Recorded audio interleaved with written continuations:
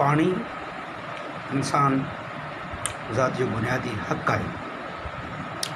Constitution of Pakistan बि इहो वाज़े करे थो जेके फंडामेंटल राइट्स आहिनि उन ई तहत हर इंसान जे लाइ पाणी खां वठी ॿिया जेके बुनियादी हक़ आहिनि उन्हनि माण्हुनि खे उन्हनि हक़नि खां महरूम नथो करे सघे। ताज़ो ई थरपारकर में हलंदड़ पाणी जी शदीद खोट ऐं मुख़्तलिफ़ मीडिया ऐं मुख़्तलिफ़ दोस्तनि पारां हिकिड़ी कंपेन जंहिं तहत सभिनी जी इहा डिमांड आहे त थर जे लाइ हिकिड़ो कैनाल ज़रिए पूरे थर खे पाणी ॾिनो वञे जेको संदन बुनियादी हक़ आहे।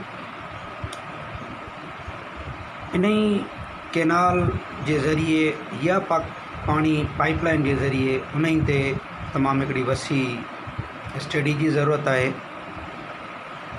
पाणी यकीनन इंसाननि जो बुनियादी हक़ आहे